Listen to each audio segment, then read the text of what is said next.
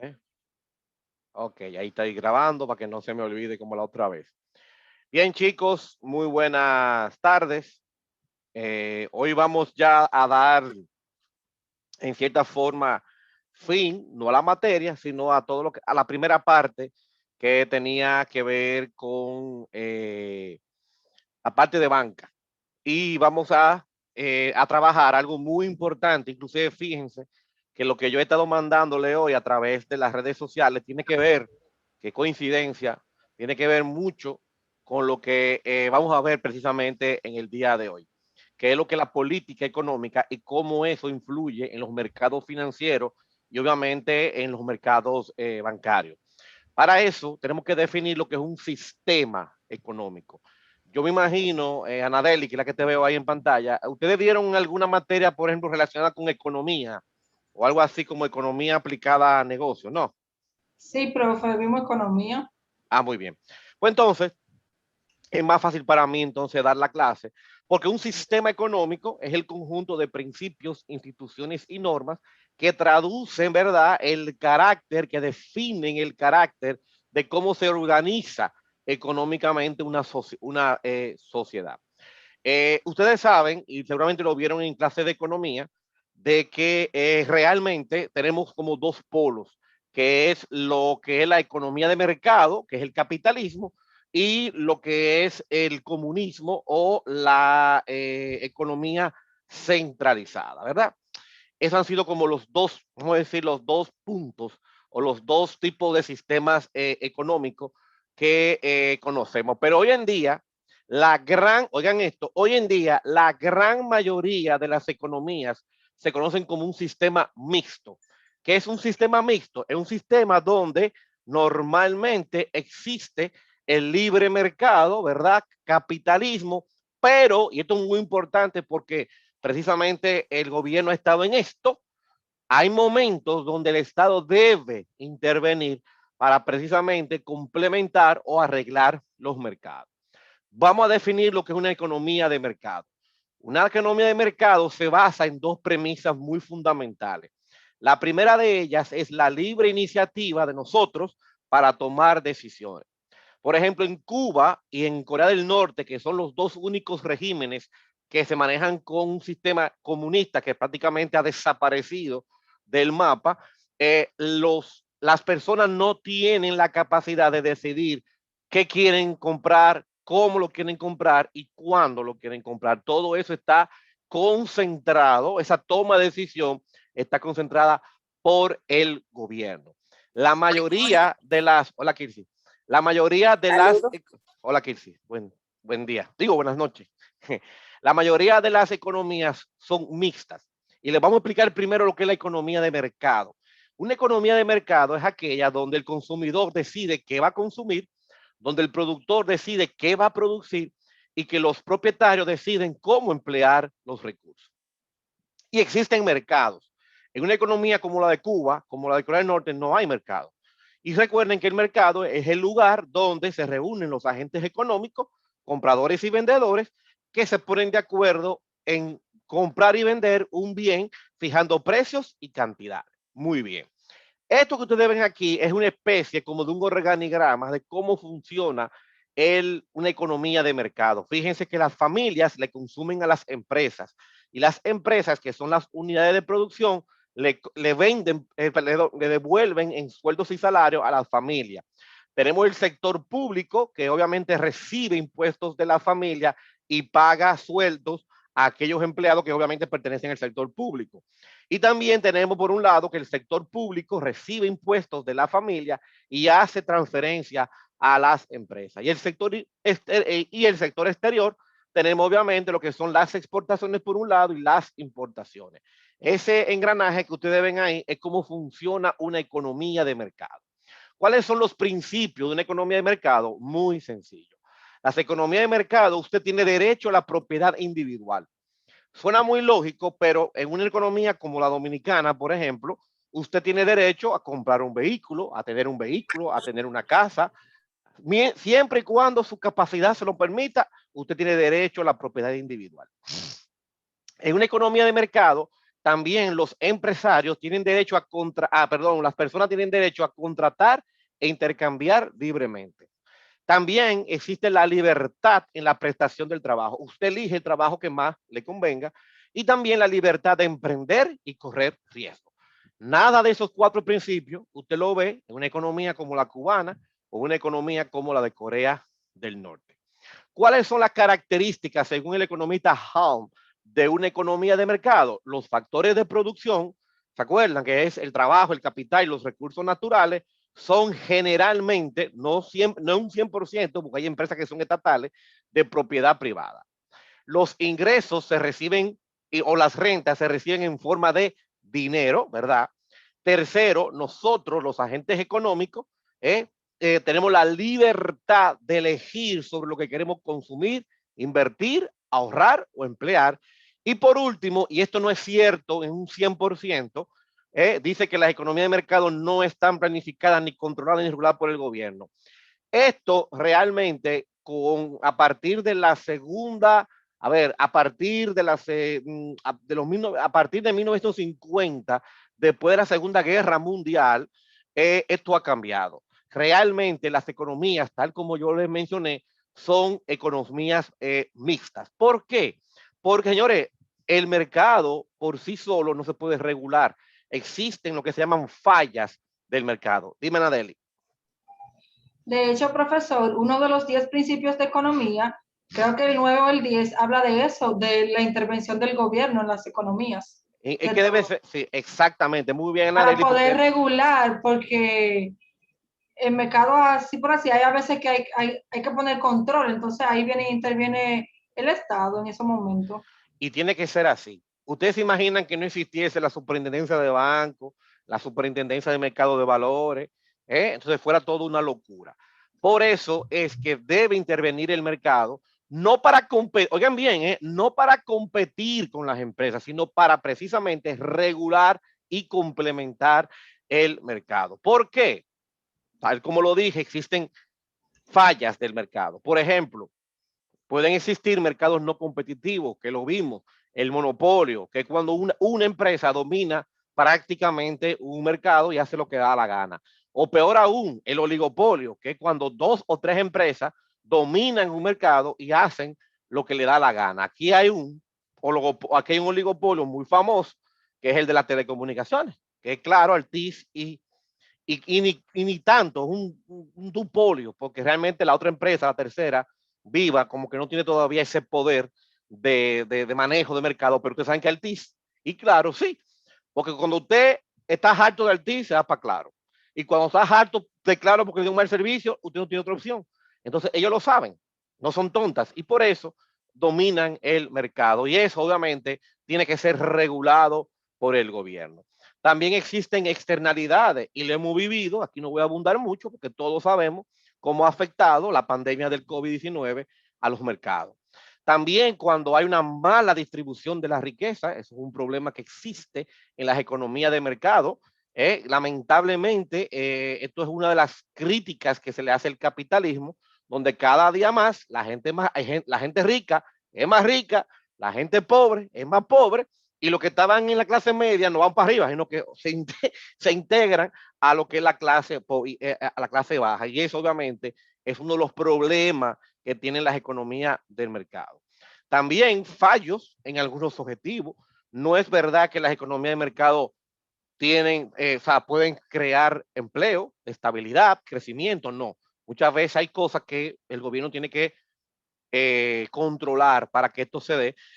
Lamentablemente, lo veíamos hoy, esto es una sociedad cada día más insolidaria, la falta de solidaridad en todo, y lo vimos esa misma falta de respeto.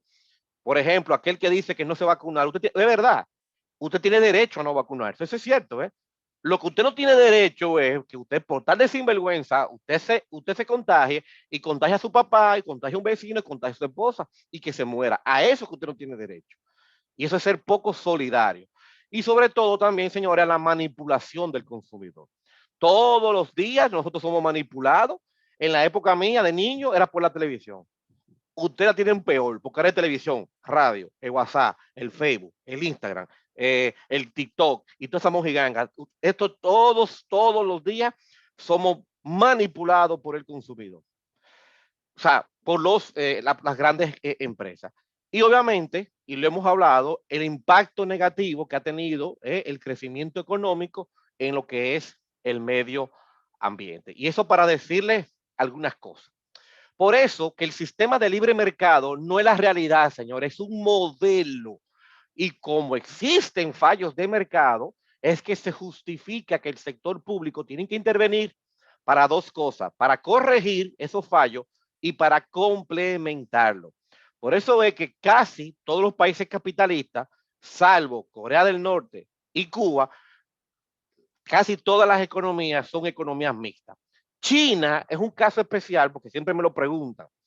China internamente, vamos a decir que tiene un sistema como combinado, porque los chinos a lo interno tienen un sistema comunista, es verdad, el Partido Comunista Chino es que es el control la economía, pero también una economía de mercado porque precisamente todo eso que se produce en China es exportado, inclusive el mayor exportador del mundo y la segunda potencia económica, muchos dicen que dentro de unos años se convertirá en la primera potencia mundial, es China. Y eso es precisamente por su gran capacidad de exportación. O sea, chicos, que la gran mayoría de las economías son economías mixtas, como ustedes ven en ese gráfico, donde hay una combinación de libre mercado y la intervención del gobierno cuando, obviamente, algún hecho externo, algún fallo de mercado lo requiera. Por tanto, economía mixta, combinación de la actuación del sector privado con la del sector público. Inclusive, ustedes han visto en la prensa el tema este de las alianzas público-privadas, que busca precisamente, eso es una característica muy palpable de lo que es una economía mixta. El papel del Estado se limita solamente a corregir los fallos. O sea, señores, ya para terminar, que la economía mixta es como una mezcla entre lo mejor del socialismo y lo mejor del capitalismo. Bien, vamos a entrar ahora en lo que es política económica, que es lo que nos concierne. Esto fue como una entrada. ¿Qué es la política económica? Es toda aquella estrategia que el gobierno diseña y formula para encaminar, para canalizar, para conducir la economía. Esta estrategia utiliza una serie de herramientas, ya ustedes han visto recientemente en las otras clases algunas herramientas de cómo se controla, de cómo se manipula la economía para obtener algún tipo de resultado en específico. Ahora, ¿por qué se toman decisiones en política económica? Por tres razones, chicos. La primera, porque sucedió algo imprevisto, que puede ser un asunto económico, como por ejemplo la subida del dólar, puede ser un asunto político, como por ejemplo una guerra con otro país, ambientales o sanitarios, como lo hemos visto, como huracanes, inundaciones, como el tema del COVID.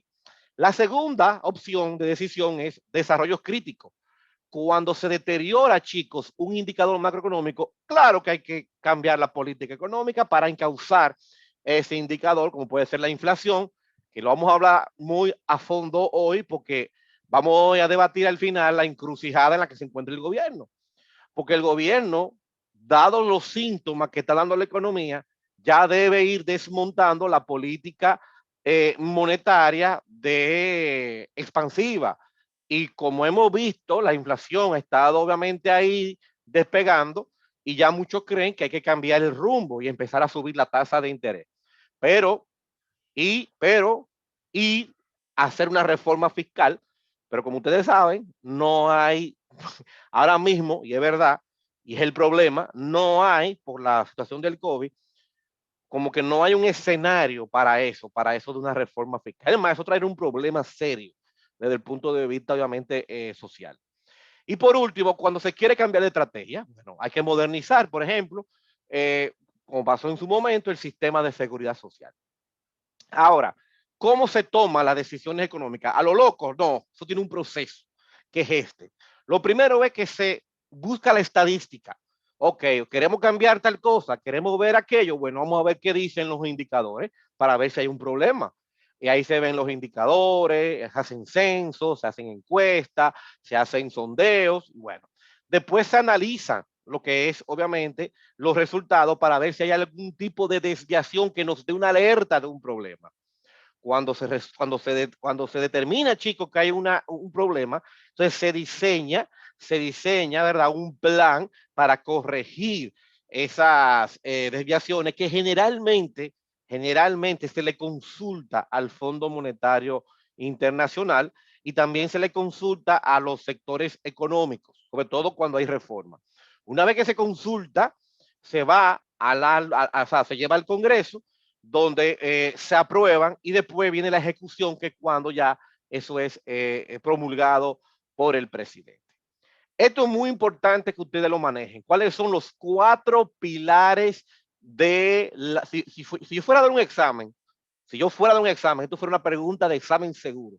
¿Cuáles son los 4 pilares, los 4 componentes de la famosa estabilidad económica que ustedes escuchan tanto en la prensa y en los programas económicos? Hay estabilidad económica cuando se dan estos componentes, cuando hay un crecimiento sostenido, que obviamente genera empleo, cuando hay empleo, cuando hay estabilidad de precios y cuando hay equilibrio externo.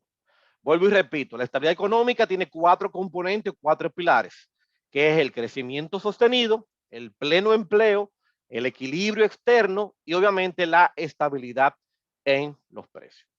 O sea, que todos los objetivos de política económica en una economía como la nuestra deben impactar ¿en qué? En la estabilidad de precios, en el empleo, en el crecimiento, resolver el conflicto entre empleo y crecimiento, que lo vimos en clase al principio, el equilibrio externo, la buena redistribución de la renta, que aquí no es buena, y la calidad de vida y la conservación del medio ambiente, que para mí es lo más importante. Entonces, chicos. Profesor. Sí, dime, Manuel. Al hablar de equilibrio externo, ¿se refiere a la balanza de pago? Sí, a la balanza, sí. No, a la balanza de pago, muy bien. Gracias por la... Sí, se refiere obviamente al tema este de la balanza de pago, que como yo voy a ver si yo se lo traigo la semana que viene, no es un tema de esta materia, pero la balanza de pago, lo que son contables, saben que es un registro donde se registran, valga la redundancia, las entradas y salidas a las exportaciones y las importaciones. Tradicionalmente, Maribel, nosotros tenemos un déficit siempre en balanza de pago. ¿Por qué? Porque somos un país que, a pesar de la remesa, somos un país deficitario porque importamos más de lo que exportamos. Lo que hace el gobierno es que se pone una meta de déficit pequeñita, que obviamente no sea que no se le escape de la mano. Entonces, señores, la política económica tiene hay 3 tipos de política económica. Realmente son 2. Lo que pasa es que la tercera es una combinación de las 2 primeras, pero son 2. Política monetaria y política fiscal. Vamos con la primera. Ya inclusive usted la conoce, porque inclusive hasta en la tarea salió la pregunta. ¿Qué es la política monetaria y cuál es el objetivo? Ustedes saben que son todas aquellas acciones a través de cual la autoridad monetaria determina las condiciones bajo las cuales proporciona el dinero que circula en una economía. Todo esto para incidir en la producción, el tipo de cambio, el consumo y la inflación. ¿Se acuerdan? La política monetaria controla la cantidad de dinero o busca controlar la cantidad de dinero que circula en una economía. ¿Quién se encarga de eso? Pues precisamente lo hace el Banco Central de la República Dominicana, es quien diseña y maneja la política monetaria, que tiene 3 objetivos: estabilidad en precios, crecimiento económico y el equilibrio externo, o sea, buscar una buena proporción entre las importaciones y las exportaciones. ¿Cuáles son esas herramientas? ¿Se acuerdan que vimos creo que vimos 2, sí? ¿Cuáles son esas herramientas que utiliza el gobierno para controlar la masa monetaria, o sea, la cantidad de dinero que circula en una economía? Lo vimos, que son las operaciones de mercado abierto, que es la emisión para, o sea, la compra y venta de bonos públicos, que lo vamos a ver ya a partir de la semana que viene. La tasa de política monetaria, que obviamente es la tasa de referencia y que está íntimamente ligada a la inflación, y obviamente las variaciones del encaje legal. Yo del encaje legal no le voy a hablar mucho porque ya hemos hablado bastante, que dijimos que el encaje legal desde el punto, ¿acuerdan? Desde el punto de vista bancario, es un porcentaje de los depósitos que los bancos deben mantener en bóveda para cualquier tipo de necesidad de liquidez. pero que desde el punto, ¿se acuerdan? Desde el punto de vista macroeconómico, sirve para controlar la cantidad de dinero que circula en la economía. Pues eso mismo también se utiliza, o sea, ese fin lo hace la TPM, inclusive mucho más todavía. La TPM es lo que ustedes conocen como la tasa de política monetaria. Esa es la tasa más importante. Todos los meses se revisa. Todo final de mes, los días 30, los días 31, el gobierno la revisa y decide si la sube, si la baja o la mantiene. En los últimos 6 o 7 meses la ha mantenido en un 3%, que como ustedes saben, es lo más bajo que se ha visto en la historia de la República Dominicana, precisamente para poder otorgar liquidez a los bancos, para canalizarlo en préstamos a los sectores productivos, para paliar el tema del efecto en la economía del COVID. La TPM, para decirlo técnicamente, sería como la tasa que le costaría a un banco pedir prestado al Banco Central a un día, pero en términos anuales. La TPM le permite precisamente al Banco Central cumplir con sus objetivos de inflación o de estabilidad de la moneda o estabilidad en los precios, que es lo mismo. O sea, chicos, que la tasa de política monetaria está directamente ligada, tiene una relación íntima, están casados, son marido y mujer, como dice un amigo mío, con la inflación. Entonces, cuando el gobierno manipula la TPM, esta manipulación o este cambio o esta fluctuación se transmite, señores, del Banco Central a los bancos. Y los bancos, obviamente, lo transmiten a las empresas y las familias. ¿Qué quiere decir eso? Que si el gobierno decide bajar la tasa de política monetaria, y Kirsi lo sabe, inmediatamente la tasa de los préstamos es para abajo que van. Si por el contrario el Banco Central sube la tasa de política monetaria, ahí está Kirsi ya encojonada y todos los banqueros, porque saben que entonces las tasas son para arriba y eso ya trae problemas de costo para las empresas. Dime, Kirsi, yo sé que tú decías algo. No. Sí, no, y entonces las metas son más duras porque es más difícil la colocación. Entonces, para los oficiales de negocio es más difícil colocar, porque obviamente el precio del dinero es mucho más caro. Como ustedes saben, desde el año pasado, la tasa de política monetaria que ha mantenido el Banco Central es de un 3%. Fíjense. Antes de la pandemia, chicos, en febrero de 2020 estaba en 4 puntos, estaba bajita ya de por sí, estaba en 4.5. En enero de 2019 estaba en 5.50. Y fíjense cómo desde enero hasta hoy ha ido bajando.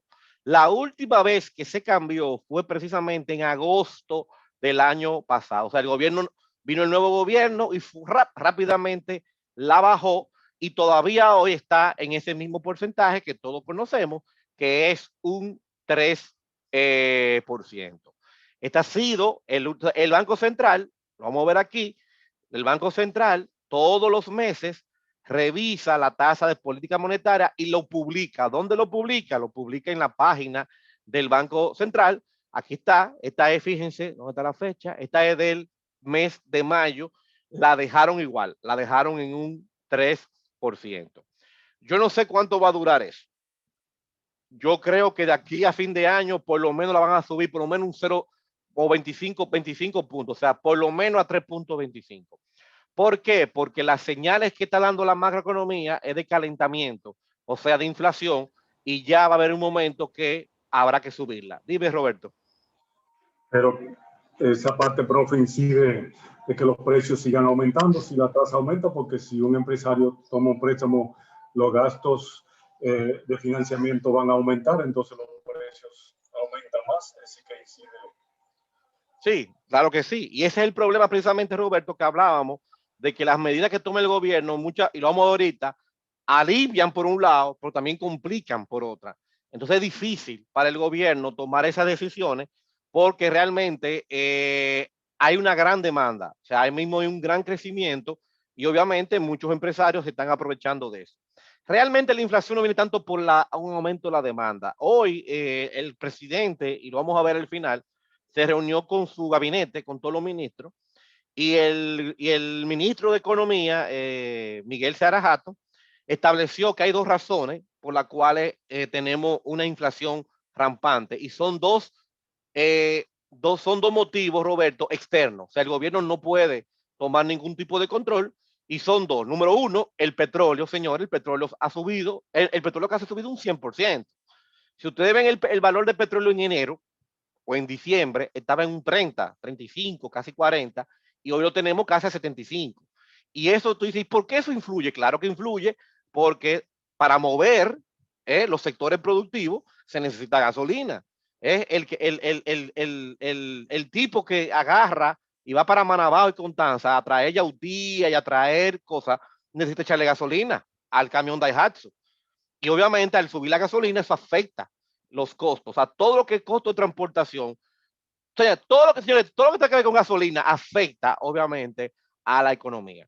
Y la otra razón es que los productos, por ejemplo, como la soya, el maíz, la gallinaza, o sea, todos esos productos, esa materia prima, para, por ejemplo, alimentar a los animales, a las gallinas, al pollo, todos esos productos han subido. La soya, el maíz, el sorgo, el arroz, todo eso ha subido de precio y eso lamentablemente ha incidido en que tengamos una inflación ya de 2 dígitos, ya está en 10 puntos y pico. No voy a hablar mucho del encaje legal porque ya eso ya hemos requete hablado. Ahora, la política monetaria, Roberto, y ahí es que está el problema, es que tiene limitaciones, o sea, no es infalible, no es que va a salir todo bien. Existen retardos, a veces se aplica cuando ya no tiene ningún tipo de efecto. También no se sabe la velocidad con la que va a circular el dinero para poder entonces paliar la situación. También está muy politizado por el sector público. Hay factores sociales, a veces la gente no reacciona a esos, o los agentes económicos no reaccionan a esos estímulos, y también tiene que ver lo que nos está pasando, el sector exterior, o sea, la República Dominicana, señores, vivimos en un mundo globalizado y hay muchas cosas que nosotros no controlamos el precio del petróleo, ni controlamos la política económica que se toman en Estados Unidos, ni controlamos que suban los precios de los principales, de los commodities, de las principales materias primas. O sea que son cosas que realmente inciden en nuestra economía. Entonces, hay dos tipos de aplicar la política monetaria. Esto es muy importante que ustedes lo manejen. Está la política monetaria expansiva, que es la que estamos actualmente viviendo, y la política restrictiva, que es todo lo contrario y que se espera que una vez estemos recuperados se aplique. Vamos con la expansiva, que es la que estamos viviendo. ¿Cuál es o cómo se aplica, cómo se ejerce la política monetaria expansiva? Muy fácil. El gobierno baja la tasa de política monetaria, o sea, baja la tasa de referencia. ¿Esto qué hace? Hace atractivo el coger prestado, o sea, sube la oferta monetaria, reduce el costo, como dije, de pedir prestado, aumenta la capacidad de gasto de los agentes económicos.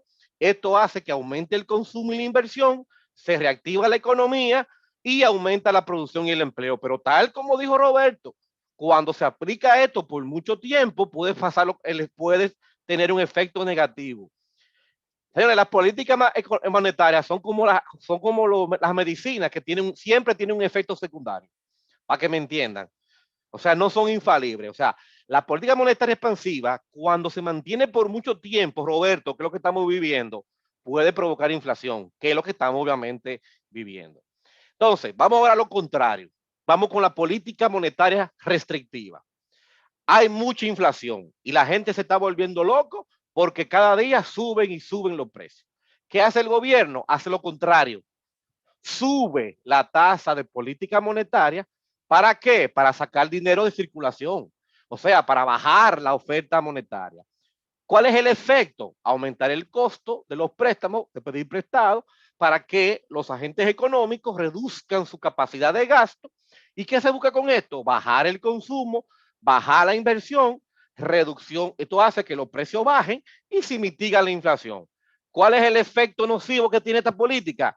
Que reduce la actividad económica y el empleo.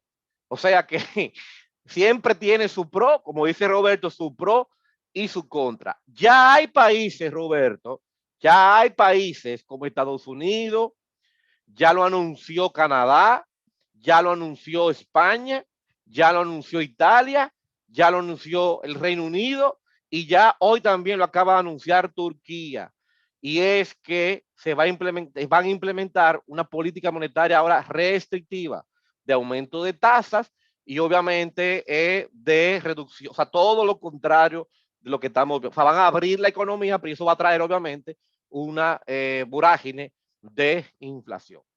Fíjense cómo aquí las medidas expansivas han dado resultados. El que diga que no, está loco. Fíjense por qué. Fíjense que en enero la tasa de los préstamos en febrero y marzo del 2020 estaban en 13.28 y hoy está en 10. Y la tasa pasiva, la de los depósitos, es la que más ha sufrido porque ha caído un 100%, de 6.28 a 2.91. O sea, pregunta, ¿ha dado resultado las políticas expansivas del Banco Central? Sí han dado resultados.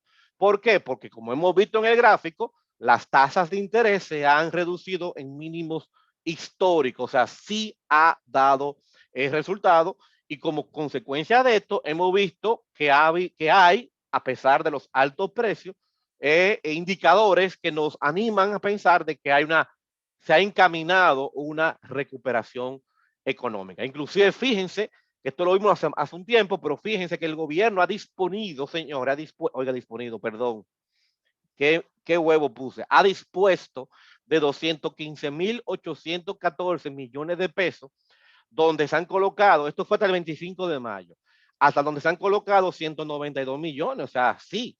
Y todo esto, señores, ha impactado al comercio, a las MIPYME, a los hogares, a la manufactura, a la construcción. Y fíjense los resultados que hemos tenido ya, que ya tenemos un PIB positivo en el último mes de mayo. Bien. Ahora, ¿cuál es la otra política económica que utiliza el gobierno para precisamente impactar en la cantidad de dinero que circula en la economía? La política fiscal, que es tan odiada por los empresarios, que la maneja Hacienda a través de ingresos y gastos. La gente tiende a criticar y a acabar con la DGI, cuando no es la DGI la culpable de la implementación y aprobación de los impuestos. La DGI lo que hace, señores, es aplicar simple y llanamente. Ahora, los que diseñan todos esos impuestos y todas esas reformas fiscales es Hacienda, el Ministerio de Hacienda. Oigan esto, chicos, no se rían, no se rían con lo que les voy a decir. ¿Cuál es la política, o sea, cuál es el objetivo principal de la política fiscal? Redistribución de la riqueza mediante transferencia a los más pobres e impuestos a las rentas más elevadas.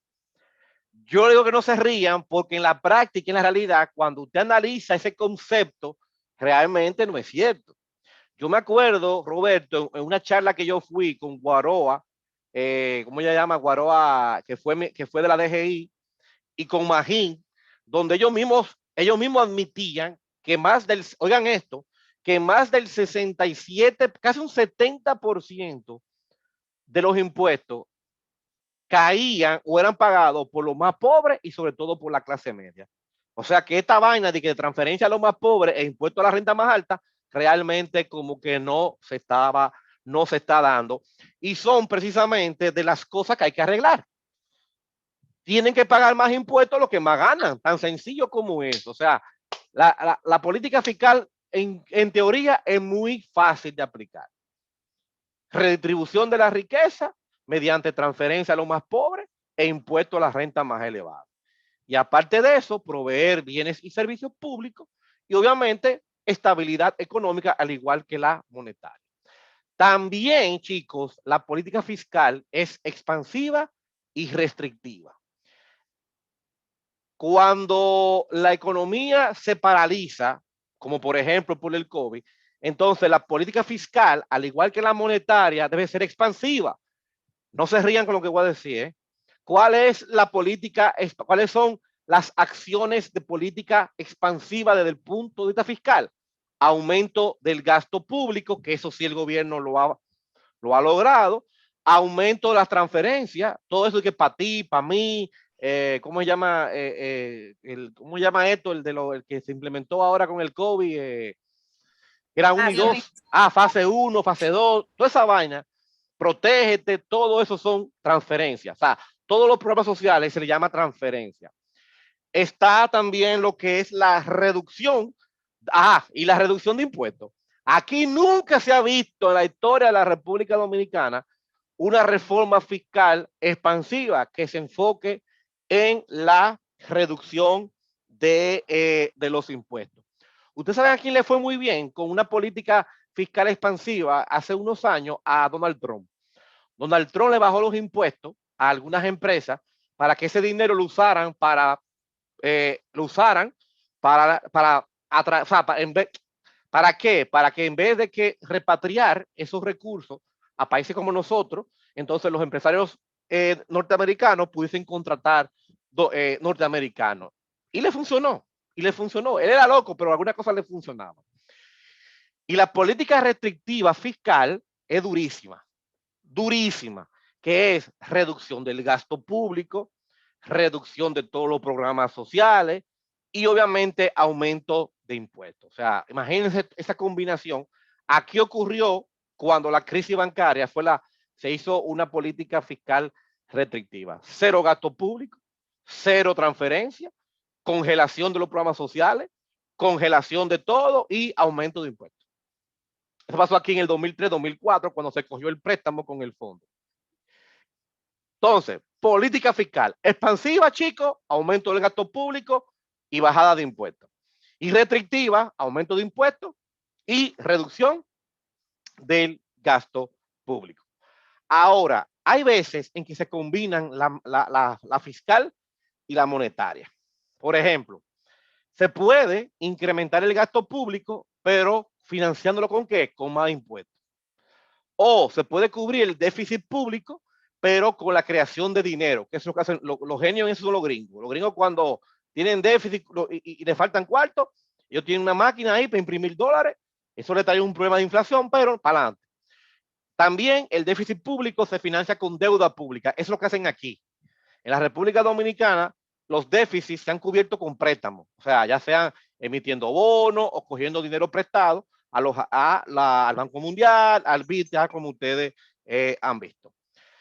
También el déficit público se puede combinar con la creación de dinero y emisión de deuda.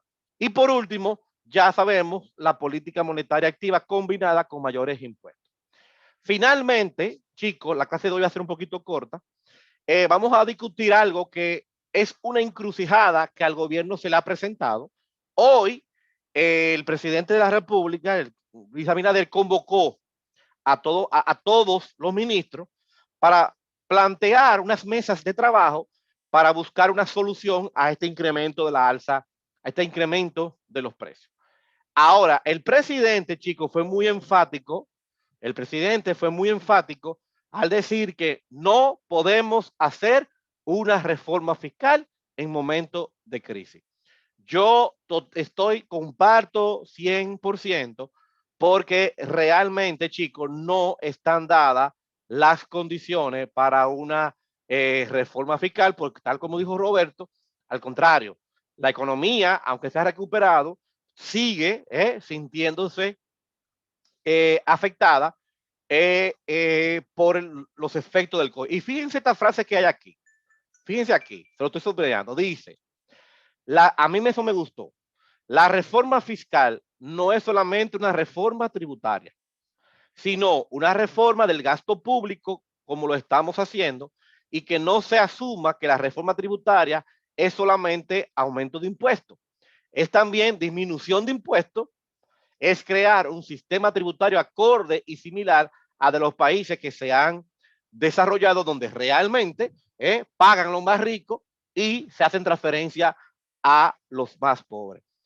Eso a mí me da cierta esperanza, Roberto, de que la próxima reforma fiscal, que no va a ser este año ya, para que lo sepan, no va a ser este año, sea una reforma donde sea fiscal de verdad, no tributaria, porque aquí nada más suben impuestos y ya. O aumentan el gasto público y ya. Dime, Roberto. Perdón.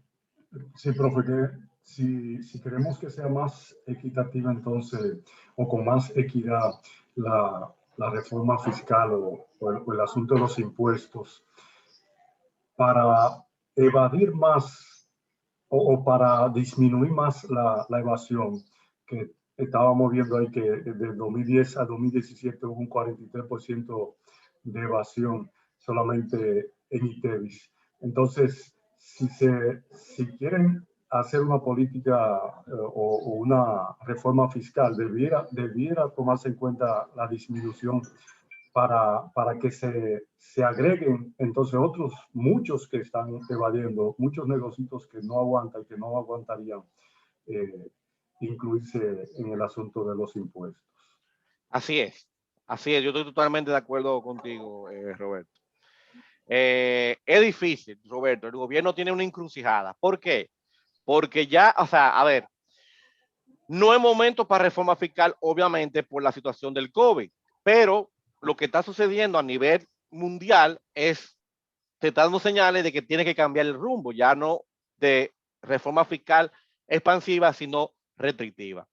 Pero aquí sería, y él lo sabe, porque no es tonto Abinader, o sea, él sabe que si abocarse a una reforma fiscal ahora, aquí el teteo va a ser un relajo. O sea, la gente en la calle manifestándose, eso va a traer mucho malestar, porque cuando se hacen reformas fiscales realmente a nadie le gusta. O sea, señores, ya vamos, o sea, es lógico, o sea, la reforma fiscal es un mal necesario. La reforma fiscal es como ir, es como, para que los hombres me entiendan, es como ir al urólogo y hacerte una ¿cómo se llama esto? Un examen de próstata. Un chequeo. Así son las reformas fiscales. A nadie le gusta, pero son necesarias. Dime, Kilsi. No, y que de hecho, al inicio de su mandato, él confirmó que no, por un rumor que se corrió, entonces él debe cuidar mucho esa parte, porque realmente, como usted dice, que entonces la población se va a lanzar a la calle. Así es. Y hay mucho malestar. Hay mucho malestar, sí. Yo no me acuerdo si leí bien, pero él decía también que no solamente en cuanto a la reforma fiscal iba a ser aumento de impuestos, sino podía ser reducción. Y como vimos anteriormente, las políticas, ¿verdad? Los dos tipos, como es cuando sube el impuesto, reduce el gasto público. En caso de que haya una reducción, que no creo que sea así, pero puede ser que se reduzca, vamos a decir, algunos impuestos y también la reducción del gasto público.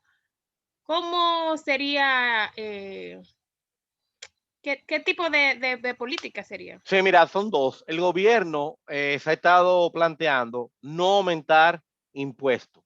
Ahora, lo que sí se ha planteado es aumentar la base del impuesto. O sea, en vez de aumentar, es un efecto, recaudar. No, aumentar cuando tú aumentas, o sea, cuando tú aumentas el porcentaje, está aumentando los impuestos. Lo que el gobierno está buscando es incrementar la base. O sea, a ver, sectores que tradicionalmente no pagan impuestos, empiecen a pagar impuestos. Ahí están exenciones que tienen muchas empresas porque pertenecen, miren bien, a sectores que son estrictamente necesarios. Por ejemplo, aquí el cine tiene exenciones fiscales, que inclusive sin esas exenciones fiscales no estuviéramos viendo tantas películas dominicanas como hemos visto en los últimos años. El sector cooperativo, por ejemplo, que no debiera, pero no paga impuestos sobre la renta. No estoy diciendo que le pongan impuestos, estoy hablando de que cuáles son los sectores, no deberían, eso no, de verdad que no deberían ni tocar eso, ni deberían tocar. Los gremios. Hay otras empresas, por ejemplo, que son las que proveen al gobierno de algunos servicios como gas y todo eso. Las EDES, señores. Aquí no hay un sector que más exención tenga que el sector eléctrico. Por eso fue que el gobierno aprobó al vapor, desde mi punto de vista, el famoso pacto eléctrico, porque sin eso no se puede hacer una reforma fiscal, porque aquí el sector que más exenciones recibe, o sea, el sector más subsidiado, para que tú me entiendas, ¿qué anda buscando el gobierno? Eliminar subsidios. Eliminar subsidios. Es por ahí que va la cosa. Pero, chicos, eso tiene un problema. ¿Quién quiere que le quiten los subsidios? Así si es bueno. Entonces, cuando empiezan a decir, le vamos a quitar el subsidio a fulano, Ay, nosotros no podemos porque nosotros somos un sector importante de la economía. Ay, ahí sí es verdad, vamos a acabar con nosotros. Y así, cuando empiecen a tocar algunos sectores que tienen subsidios, van a empezar a gritar. Y ahí va a estar la gran, vamos a decir, el gran reto, el gran desafío de quienes van a organizar la próxima reforma fiscal, de cómo van a convencer, Roberto, a esos sectores que tradicionalmente no pagan impuestos, cómo lo van a convencer para que sí empiecen a pagar impuestos. Todo el mundo sabe que lo que anda buscando este y el otro gobierno era ampliar la base, o sea, dejar los impuestos como están, 18 sobre la renta, el ITEVI, pero ampliar la cantidad de sectores que paguen impuestos sobre la renta. El problema es que eso tiene un alto costo político y Abinader lo sabe. Abinader sabe que si se mete a hablar de que en este tiempo de reforma fiscal va a perder votos. Digo, estoy hablando en términos políticos, o sea, va a perder popularidad, para que me entiendan. Y eso es lo que él está tratando de evitar. ¿Cómo? Hoy, precisamente, fíjense, él convocó a todos los ministros y le dijo a los ministros, señores, mesa de trabajo, que está bien, eso nunca se había hecho, eso está correcto. Le dijo a todos los ministros, voy para allá, Kirsi, reúnanse, busquen soluciones y me traen propuestas. Y nos juntamos dentro de una semana. Eso fue lo que hizo el presidente hoy. Dime, Kirsi. Que él está entre la espada y la pared, porque de Para una parte sepan. de la población, de otros los intereses, la clase empresarial, y que de paso es un gobierno nuevo. Entonces ahí hay un dilema. Sí, si ustedes se dan cuenta, señores, el gobierno, y no es una crítica, porque hay cosas de este gobierno que me gustan. Por ejemplo, eso que hizo hoy el presidente de convocar un gabinete, un consejo de ministros y pedirle, por ejemplo, al ministro de Economía, al de Educación, al de Trabajo, al de Industria y Comercio, que se sienten a buscar soluciones, que hagan mesas de trabajo para presentar propuestas, eso está magnífico. Eso está bien, eso es democracia, eso es lo que se debe hacer, porque él sabe que la situación está muy difícil. Está muy difícil porque, no, como dice Kirsi, no hay mucho margen de maniobra, no hay muchas opciones. Y las que hay, no que sean tampoco de que una panacea, o sea, ese es el otro tema, que no es que no, y las que hay, porque realmente la situación está muy difícil. Yo hablé hoy con el director del IDECOP, Franco de los Santos, y yo creo que, y no sé si está por ahí este muchacho que creo que trabaja en Comaimón, que deben darle participación al sector cooperativista en esto. Porque si hay un sector que puede, en cierta forma, ayudar a mitigar las alzas de los precios, es el sector cooperativo. En España, por ejemplo, en el 2008, cuando la crisis financiera, las cooperativas de producción, con apoyo del gobierno, empezaron a crear bienes y servicios, obviamente con aporte del gobierno y a precios considerables. Entonces yo creo que aquí debe incluirse dentro de esta mesa de trabajo el sector cooperativo. O sea, vamos a agarrar, por ejemplo, las cooperativas arroceras. ¿Cómo pueden contribuir a producir un arroz a menor costo? Por ejemplo, una alianza público-privada. Las de ahorro y crédito, ¿cómo podemos crear productos financieros para financiar esa producción? Entonces yo creo que dentro de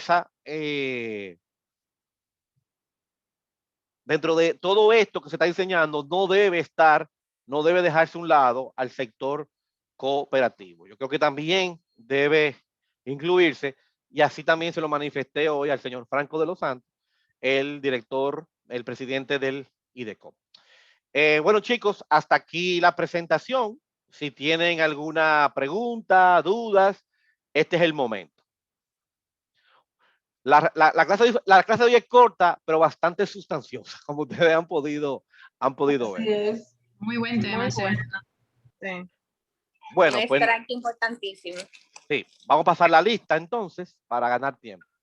Kirsis. Presente. Bien. Clarisa. Presente. A Rocío le voy a poner una excusa porque yo sé que ella va a llegar tarde y se va a encontrar que no hay clase. Sí, profe, ella aún sigue en carretera. Está bien. Díganle, Víctor, dile a Rocío que no se preocupe, que yo voy a grabar el programa Digo, oye, dije el programa. La clase la voy a subir. Argelis. Perfecto. Argelis. Presente. Elvis, Paul, está bien. Dígame, profe. Presente. Bien, no, ya yo a Paul la puse. Georgia, Presente, profe. Roberto, está ahí. Presente, sí. Manuel. Qué raro que Manuel no ha subido. Manuel es el cooperativista, creo yo. Sí. Sí. Sí. Bélgica. Yo después lo llamo. Presente. Fidelia. Presente. Manibel. Presente. Anadeli, está ahí. Presente. Víctor. Joana. Presente. Presente. Lauri, está ahí. Presente. Lisbeth. Presente. Andrei, que lo vi también. Presente por aquí, profesor. Ah, y Jesús, yo sabía que faltaba alguien. Y Jesús no ha subido. Presente, profe. Estamos Ah, por aquí. oh, pero qué raro, Jesús, que tú no hiciste ningún comentario hoy. Yo estaba preguntando ya si tú estabas. Si tú estabas. Discúlpeme, profe, que venía conduciendo y No, acabo está de bien. llegar a la casa. No. No te preocupes, Víctor. Jesús, yo te voy a. Para que la clase fue un poquito corta hoy. Pero nada, se va a grabar y se la subo. Hay una tarea. Sí. Discúlpeme, profe, yo venía escuchando. Lo que pasa Ajá. es que no podía como comentar. No, pero si tú quieres hacer un comentario, lo hay tiempo. No, en serio. No. Yo ahorita iba a comentar algo sobre el asunto de las tasas en cuanto a los préstamos.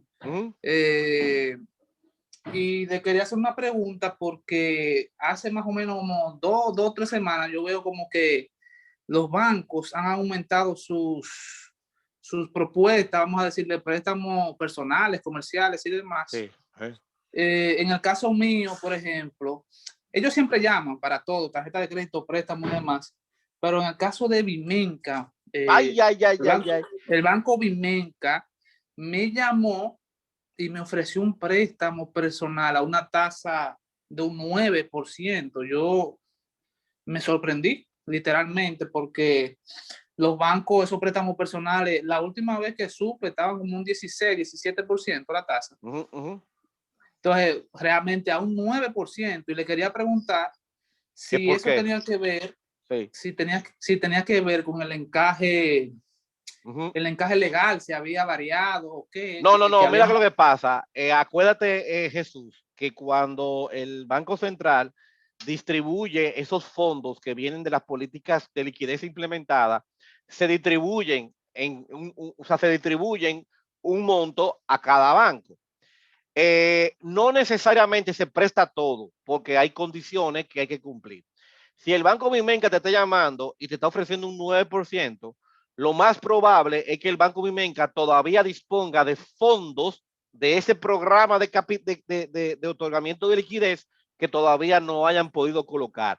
Inclusive, yo sé de varios bancos que todavía no han podido, Jesús, colocar todos esos fondos que vienen de esos programas de liquidez. Entonces, ¿qué hacen? Obviamente, va a llegar un momento que si no lo colocan, Jesús, el Banco Central va a decir, pero ustedes lo van a prestar, pues devuélvenlo para yo dárselo a otro banco que lo puede prestar. Entonces empiezan a llamar a todo el mundo para ver quién está interesado en tomar esos préstamos a un 9%. Yo estoy seguro que por eso te están llamando. Sí, pero la tasa realmente, sí, que le interese que llame para allá, porque es una tasa, wow. Mira, yo te digo, si usted tiene, a ver. Y fija, profe. Porque claro que pasa, José, coger dinero prestado por cogerlo, porque la tasa bajita no es muy inteligente, porque si usted no lo necesita, usted puede tener para que me entiendan, puede estar un 2, es más, a un 1 puede estar la tasa, y si usted no necesita, le va a salir caro. Por eso no lo tomé, pero puede que alguien lo necesite. Ahora a un 9% está excelente. Por ejemplo, si usted va a hacer un viaje o quiere financiar una maestría o quiere comprar, por ejemplo, una computadora, un equipo para ponerlo a producir, me parece una buena idea. Ahora, si no le va a servir para nada, si usted no necesita, no lo coja. Porque como yo digo, puede prestar un 1 y si usted necesita, le va a salir caro. le va a salir caro. Así que yo te garantizo, Jesús, que esos cuarticos es por ahí que vienen. Eso es dinero que ellos tienen de esos programas que no han podido colocar. ¿Qué si a usted le queda? Cosita, dime, profe, disculpe. Estuve escuchando ahí el tema de la evasión de impuestos. Ahí escuché a mi hermano Roberto que opinó algo sobre el tema y es algo bien interesante porque es que es un tema que está en el tapete ya hace unos meses, ahora vuelve a resonar y hay que ver qué pasa. Yo pienso lo mismo que usted decía, lo que le van es a poner impuesto a, vamos a decir, a productos o servicios que estaban exentos, puede ser, o a empresas que tenían exenciones. Yo creo que por ahí que lo van a agarrar. Sí. Hay muchas empresas, por ejemplo, de Constanza, que producen vegetales y frutas que están asustadas, porque también le pueden poner, que están exentas, que le pueden poner. Sí. El cine, por ejemplo, la producción de películas está exento. No es que está exento, tienen crédito fiscal, pero es lo mismo. Las cooperativas no pagan. Robertico, profe, le ha sacado provecho a eso. A Robertico deberían cobrarle varios impuestos. Se ha ganado. Más mala la película, pero bueno. Kirsi, por último, ¿le quedan a ustedes fondos todavía de encaje y de los programas? No, ya se agotaron.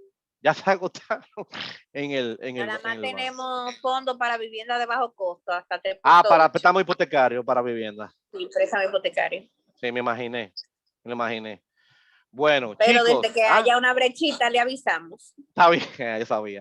Chicos, se le quiere, nos vemos el lunes. Vamos a entrar ya a inversión y a mercado financiero. Nos vemos. Bye. Bye, cuídate. Bye.